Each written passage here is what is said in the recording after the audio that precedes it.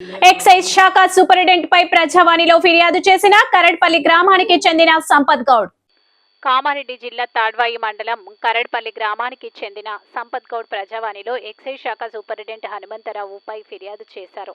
ఈ సందర్భంగా సంపత్ గౌడ్ మీడియాతో మాట్లాడుతూ రెడ్డిపేట గ్రామానికి చెందిన స్వామి గౌడ్ నకిలీ ఓటర్ ఐడి ధృవపత్రాలను సృష్టించి కరడ్పల్లి గ్రామంలో కల్లు దుకాణం లైసెన్స్ పొందారని సంపత్ గౌడ్ ఆరోపించారు. ఈ విషయంపై పలుసార్లు జిల్లా ఎక్సైజ్ శాఖ అధికారికి ఆధారాలతో నిరూపించినా అతని లైసెన్స్ రద్దు చేయడం లేదని, ఈ విషయంపై జిల్లా కలెక్టర్ దృష్టికి తీసుకెళ్లడం జరిగిందని, జిల్లా కలెక్టర్ సానుకూలంగా స్పందించి సూపరింటెండెంట్ వెంటనే ఆ లైసెన్స్ రద్దు చేయాలని ఆదేశాలు జారీ చేసినప్పటికీ ఎక్సైజ్ శాఖ సూపరింటెండెంట్ పట్టించుకోవడం లేదని ఈ రోజు ప్రజావాణిలో ఎక్సైజ్ సూపరింటెండెంట్ పైన ఫిర్యాదు చేశానని తెలిపారు. గత వారం రోజుల క్రితం ఎక్సైజ్ శాఖ సూపరింటెండెంట్ కలిస్తే రెసిడెన్షియల్ సర్టిఫికేట్ తీసుకొస్తే స్వామి గౌడ్ యొక్క లైసెన్స్ ను రద్దు చేస్తామని చెప్పాడని మళ్లీ మాట మారుస్తున్నాడని, అందుకని ఈ రోజు మళ్లీ ప్రజావాణిలో జిల్లా కలెక్టర్ కి ఫిర్యాదు చేయడం జరిగిందన్నారు. దయచేసి జిల్లా కలెక్టర్ చొరవ తీసుకుని స్వామి గౌడ్ యొక్క కల్లు దుకాణం లైసెన్స్ రద్దు చేయాలని వేడుకుంటున్నామని అన్నారు.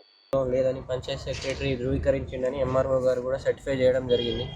దీనికి సంబంధించి నాన్ రెసిడెన్షియల్ సర్టిఫికెట్ నకిలీ ధృవపత్రాలని ఎన్నిసార్లు ఈఎస్ గారికి కంప్లైంట్ చేసినా ఎలాంటి చర్యలు లేవు. పైగా వ్యక్తి 2 ఓటర్ కార్డులు సేమ్ ఒకే టైంలో రెడ్డిపేటలో కరడ్పల్లిలో 2 దగ్గర ఓటర్ ఐడి 7-36 అనే ఇంటి నెంబర్లో కరడ్పల్లిలో తీసుకోవడం జరిగింది.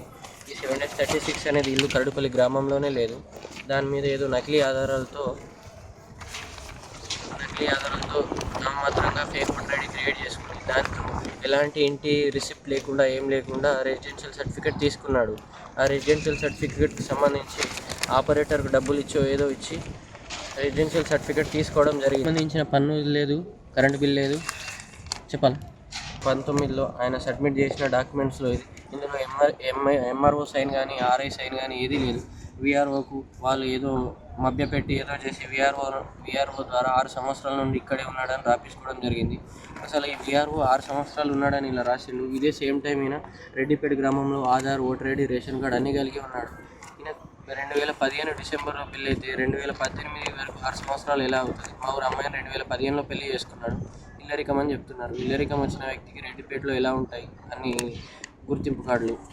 దీనికి సంబంధించి నకిలీ ఓటర్ ఐడి ఆన్లైన్లో చూపెట్టి క్రియేట్ చేయడం జరిగింది.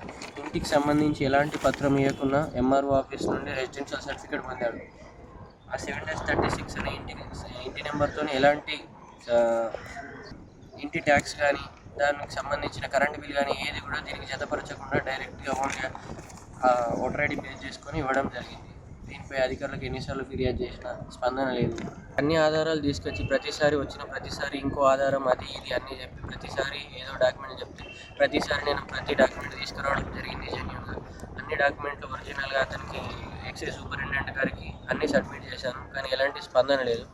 సో దీనిపై ఇంకా ముందుకెళ్లాలని నేను ఈరోజు ప్రజావాణిలో కలెక్టర్ గారికి ఫిర్యాదు చేయడం జరిగింది. ఎక్సైజ్ డిపార్ట్మెంట్ మీద ఎక్సైజ్ సూపరింటెండెంట్ గారు చర్యలు ఏం తీసుకోవట్లేదని కలెక్టర్ గారికి ఫిర్యాదు చేయడం జరిగింది. కలెక్టర్ గారు దీనికి సంబంధించి ఏదైనా ఉంటే సంబంధిత డిపార్ట్మెంట్కు